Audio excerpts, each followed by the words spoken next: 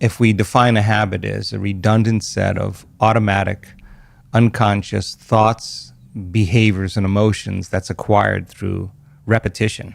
A habit is when you've done something so many times that your body now knows how to do it better than your conscious mind. Then it's programmed subconsciously. So then when the body knows how to do it better than the conscious mind, then for the most part, the greatest habit we have to break is the habit of being ourselves, right? So there's a principle in neuroscience that says that nerve cells that fire together wire together. If you keep thinking the same way, if you keep making the same choices, if you keep doing the same things, if you keep reproducing the same experiences and feeling the same emotions, your biology begins to become hardwired in a sense. It becomes programmed. So in order to change something, to arrive at a new vision of your future, if you wanted to arrive at a new goal or new vision of your future, you'd have to change something about yourself in order to get there. And you'd have to change the way you think, the way you act, and the way you feel. When you begin to become conscious of those unconscious thoughts, so conscious that you don't let them slip by your awareness unnoticed or unchecked by you. If you catch yourself speaking in a limited way, or you become conscious that you're behaving in a certain way, in a habit, and you can notice or pay attention to how you're feeling, then you're no longer the program. Now your consciousness observing the program. You're only unconscious when you're in the program. And so to change then is to become so conscious that you don't go unconscious again. And in a sense, that is consciousness that is really the puppet master that really decides who we want to be. I think the biggest problem is that people lose their free will to a set of programs. And so their body is basically programmed into a predictable future based on what they've done in the past. So to change that habituation takes an enormous amount of energy, an enormous amount of awareness. Why is this operating system, this program, useful? Because I look at everything the way that I do, and from doing this podcast and speaking to experts, I've stopped thinking that my body is against me. And I've started to realize that there's a reason for these things. There's a reason for the habits and patterns. And so why is this useful? Because it seems to be working against me in so many ways.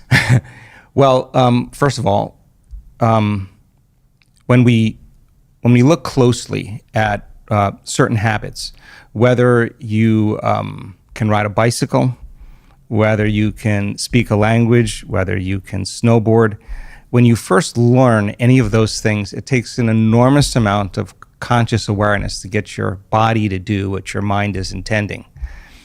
But if you keep doing it over and over again, then the body begins to economize it in some way. And so we have a lot of things that we can do automatically or unconsciously or subconsciously that allows us to multitask, to drive your car, to talk on the phone, to do several different things at the same time. So a habit isn't a bad thing. They can work for you or they can work against you. The problem is if you're, as an example, complaining and blaming and making excuses and feeling sorry for yourself and judging other people, and you practice that and you get really good at whatever you practice that enough times that you're unconscious to the fact that you're doing it. The moment you become conscious that you want to change that, you're going to be uncomfortable. It's going to feel unfamiliar. It's going to feel some degree of uncertainty. You're leaving kind of familiar known territory and you're stepping into the unknown. And so many people, when they want to change a habit, they have to be willing to be uncomfortable to do it. But habits can work for us. There's a lot of great habits that you and I both have that I would never want to change or would want to evolve in some way. But then there's a lot of habits that don't serve us. And so a person really wants to set a vision of the future, whatever that is, and they just have to agree that in order to arrive at that vision, they have to change in order to get there. Someone said to me that there's a certain type of behavior pattern that we can't change. They said when we get trauma under the age of 10, things that happen at a very early age, some of those things cannot be changed. And then there's things that happen later in life that can be rewired and changed. Is that true? Are there some traumas, behavior patterns that just appear to be too stubborn and too resistant to change? if you asked me that question just a few years ago, I probably would have a different answer than I do today. Because if you look at a lot of the work that we're studying in terms of human change and human transformation, we've seen people with really difficult pasts, really brutal pasts that were abused and traumatized at a very early age, and then repeated traumas that took place in people's lives.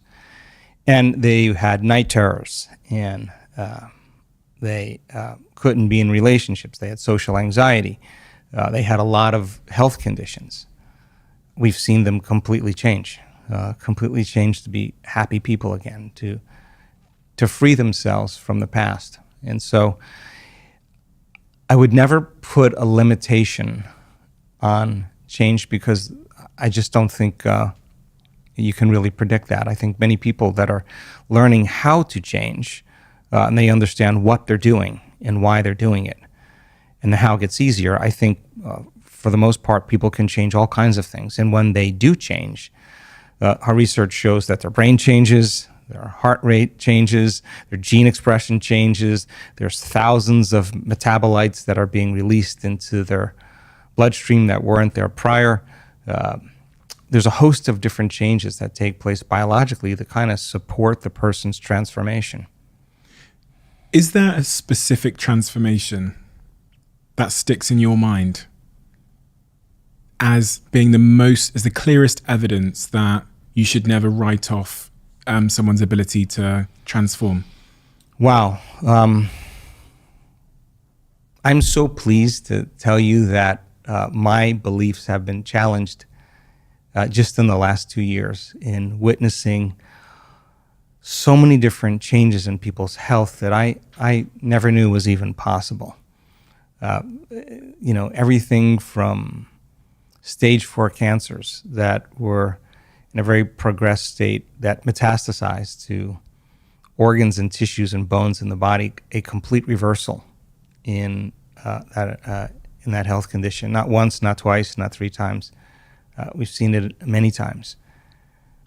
We've seen people that were blind, that have been deaf, that have ALS, that have lupus, that have MS, that have Parkinson's disease, that have spinal cord injuries, that have strokes, PTSD, myasthenia gravis, cystic fibrosis, muscular dystrophy.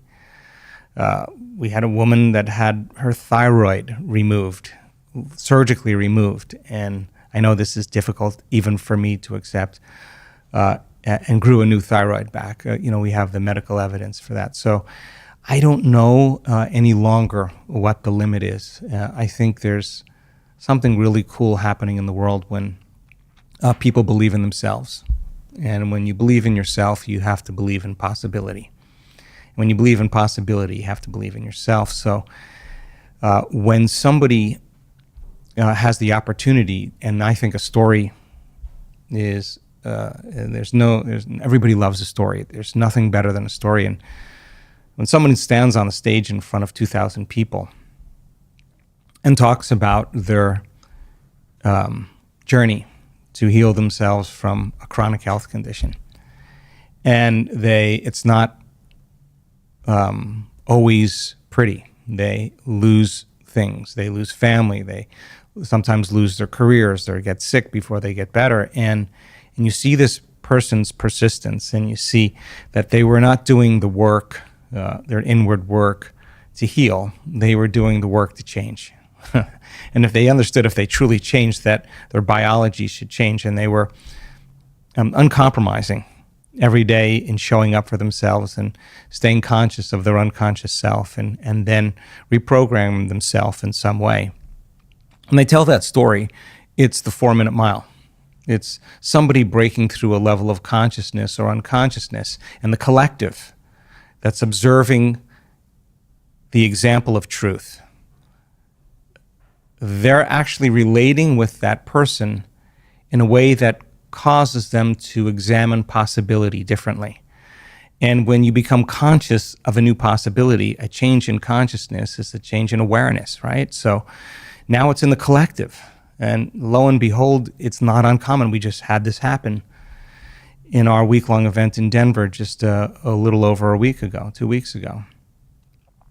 And we had 6 people stand up out of a wheelchair by the end of the event. Now, I wasn't expecting that, but one person that had MS in the middle of the week had a very profound experience.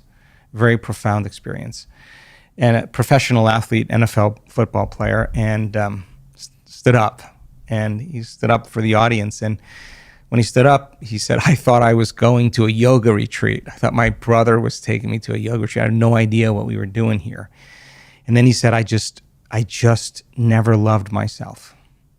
And it was his act of change that somehow changed his health condition. He somehow upregulated genes in different ways, suppressed the genes for MS, and somehow he was more mobile. He was walking by the end of the event, and he was the magic number one. And when everybody saw that and the audience was excited, we started seeing other people have a similar experience. Now that possibility is becoming more of a reality for people. So I never limit what could actually happen, but I can tell you that what an amazing time right now to witness people really doing the uncommon. When you recited that story, I could see the emotion in your face as you say it. And I can only imagine, with the information that you have and the beliefs you have about healing, change, transformation, the sense of urgency you must carry and the sense of like responsibility almost, I guess you must carry, knowing what's possible. Yeah, well, I do feel responsible for always keeping the information based in science and as pure as possible. I feel it's really important to do the research that we're doing. I mean, we've studied so much from a scientific standpoint, the process of change and the process of transformation and what meditation actually can do for a person in terms of their biology and some of the changes that we're seeing just in 7 days. My responsibility really is to give people my greatest understanding of the truth and numerous opportunities to experience it, nothing more. You know, there's a way to inspire people into possibility. And so we combine different models of science, whether it's quantum physics or neuroscience or neuroendocrinology or psychoneuroimmunology, the mind-body connection, epigenetics, electromagnetism. All of these sciences allow people to understand themselves better. And if knowledge is power, knowledge about yourself is self-empowerment. You can empower people to do something with it. So the more you understand what you're doing in the process of change, the more you understand why you're doing it. As I said, the how gets easier. So we now know that if you give people sound scientific information, and that is the contemporary language of mysticism, and they can learn that information, they're basically making new circuits in their brain. That's what learning is. Learning is forging new synaptic connections. But if you don't review what you learn, if you don't repeat it, it's so much easier to forget it than to remember it. So you got to repeat it over and over again. So we allow people in our workshops to then begin to turn and teach it back to somebody. They have to really explain it. If they can't explain it, it's not wired in their brain, and something's going to be left to conjecture, to superstition, to dogma, to spirituality, and that's not the result we want. We want them to use science as that model, and if they can explain that model and remind themselves what they've learned, reproduce the same level of mind, nerve cells that fire together, wire together. So they begin to install the neurological hardware in their brain. By teaching others. Yeah, exactly. So that they are prepared for an experience. So then, if that information is installed in their brain, that philosophy, that theory, that knowledge and information, and now they can remember it and they have that model of understanding. And they understand what they're doing and why they're doing it. If we can set up the conditions in the environment and give them the proper instruction, if they can get their behaviors to match their intentions, if they can get their actions equal to their thoughts, if they can get their mind and body working together, they're going to have a new experience. Now, experience enriches circuitry in the brain. That's what experiences does. The moment those neurons begin to string into place, though, another part of the brain makes a chemical. And that chemical is called a feeling or an emotion. And the moment you feel unlimited, the moment you feel grateful, the moment you feel empowered, the moment you feel whole, Now you're teaching your body chemically to understand what your mind has intellectually understood. The information is just not in the brain now. The information now is literally in the body. And now you're embodying the truth of that knowledge, of that philosophy, of that theory. So then you're teaching your body and instructing your body chemically to understand what your mind has intellectually understood. Okay, so then that information that's coming as a new experience is changing your biology in some way, and we've actually shown this. So then if you've done it once, then it means you should be able to do it again. And the idea is to be able to repeat an experience. And if you can repeat it over and over again, both neurologically and chemically, neurochemically, you can condition your mind and body to begin to work as one. And when you can do it so many times that your body now knows how to do it better than your conscious mind, it's innate in you. So I want to map out this process so that I make sure I understand it. It starts with the neurology, which I heard is a thought which you then ingrain in your mind by teaching it to someone else. Is that accurate? Well, first thing you have to do is you got to give people information. Yeah. Information. And science is probably the closest to the truth in terms of information. And so when your brain is exposed to information and you're present and you're paying attention, that neurons begin to connect. That's what learning is. Learning is forging new synaptic connections. The Nobel Prize research, Kandel, in the year 2000, the researcher said that if you learned one bit of information and you paid attention to that information for about an hour, you would double the number of connections in your brain as a result of your interaction with that information. But if you don't review it, if you don't repeat it, if you don't have to think about it, the circuits prune apart, right? So if learning is making new synaptic connections and remembering is maintaining and sustaining them. So it's so much easier to forget this information than to remember it. So you learn it. Once I got a person's head nodding, then they turn to the person next to them and say, let me try this out. Let me try this out and let me see if I can repeat it. And so between the two of them, they exchange that information and they start to build a model of understanding. I understand, I got that, okay. Then we advance the information a little bit more and they're adding new stitches into the three-dimensional tapestry of their gray matter. And they have to remind themselves what they've learned, reproduce that same level of mind. Mind is the brain in action. As you install those neurological circuits in your brain, then now you're prepared. It's the forerunner to the experience. You're prepared for the experience. So give the proper instruction, get your body involved, get involved in the process. The experience then causes circuits to become more enriched. That's what experience does. And then it makes a chemical, and that chemical is called a feeling or an emotion. And the stronger the emotion you feel from the experience, the more you remember it. And what is that experience? What can abundance, health, wholeness, a mystical experience, success, a new relationship, a new career, a new life, whatever that vision that person wants to arrive at in the future, and to actually go from the thought of that vision to the actual experience of it. And the distance between that thought and that experience is called time. So if we can teach people to shorten the distance between the thought of what they want and the experience of having it, then they start believing more that they're the creator of their life. What would you say to somebody that doesn't think thoughts matter that much? I would say 95% of the world plus, or maybe more, 99% of the world plus sees thoughts as something that we are, it's my head talking. It's me talking in my head. And as long as I don't act on those thoughts, they're inconsequential. I would say then that's the truth. Is it the truth? I don't know. But for me, my thoughts do matter. I think every thought that you have makes a chemical. And you can have thoughts that make you feel good and thoughts that make you feel bad. And I think that if 90% of the thoughts that we think are the same thoughts as the day before, the same thoughts lead to the same choices.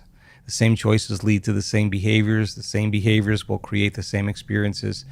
And the same experiences produce the very same emotions. And those same emotions influence a person's very same thoughts. And their biology, their neurocircuitry, their neurochemistry, their hormones, and even their gene expression stays the same because they're staying the same. There's nothing wrong with that. But I do think that if you think differently and you learn new information and you have new thoughts, if you can make new choices and demonstrate new behaviors and create new experiences and arrive at new goals and feel new emotions, I would say that's evolution. And I think that people really, really secretly believe in themselves on some level. And I think being defined by a vision of the future, or really always dreaming of another great experience, I think is a great reason to wake up.